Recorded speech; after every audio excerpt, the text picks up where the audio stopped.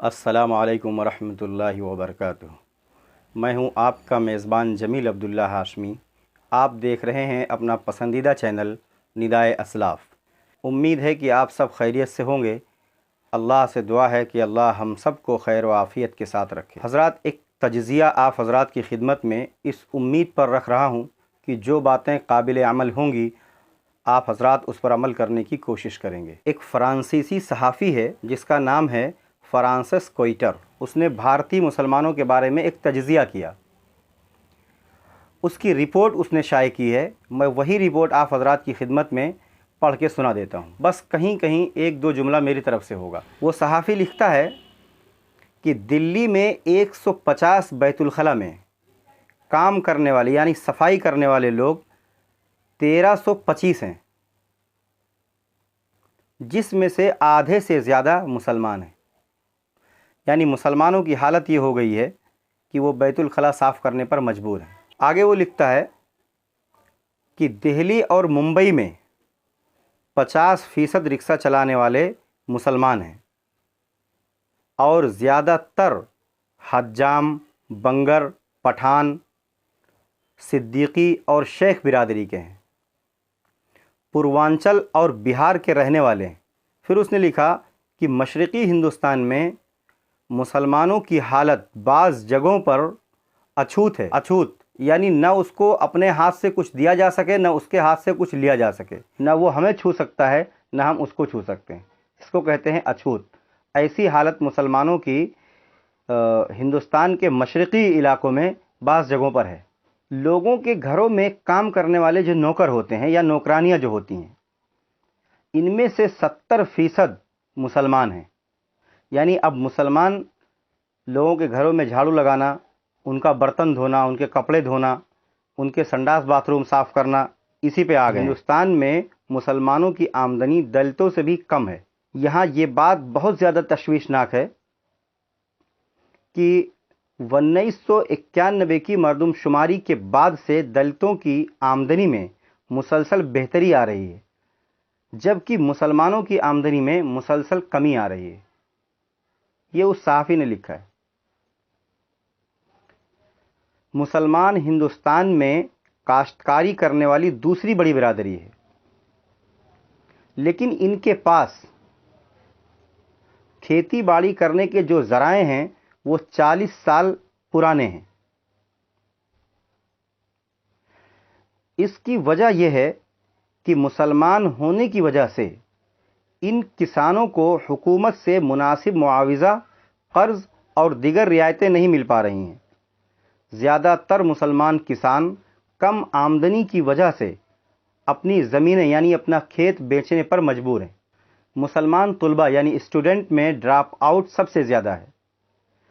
Drop out यानी तालीम को अधूरा छोड़ना। 2001 में मुसलमानों ने इस मामले में दलितों को पीछे छोड़ दिया था।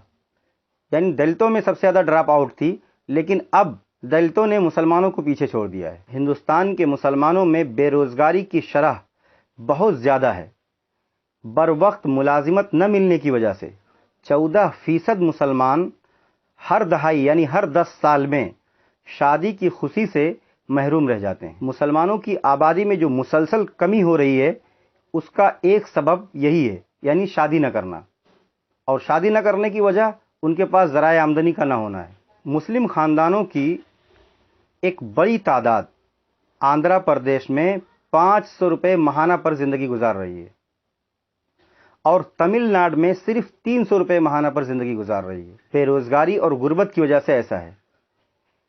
इनके घरों में भूख से मरना आम बात है। हिंदुस्तान में ईसाई बिरादरी के हर फर्द की आमदनी 1600 रुपये है।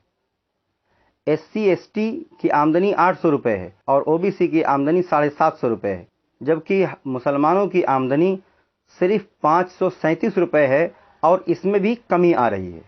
मुस्लिम नौजवानों के पास रोज़गार की कमी और जायदाद की कमी की वजह से ज़्यादातर मुस्लिम लड़कियां भगवा लव जिहाद का शिकार हो रही हैं।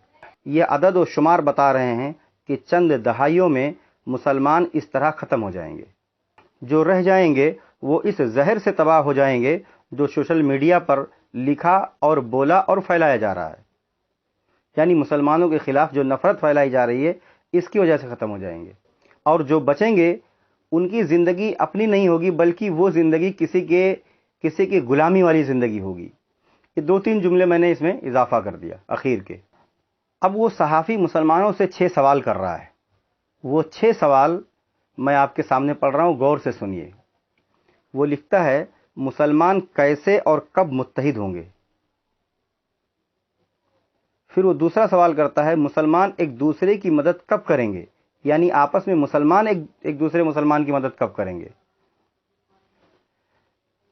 پھر تیسرا سوال وہ کر رہا ہے مسلم تنظیموں میں اتحاد کیسے اور کب ہوگا؟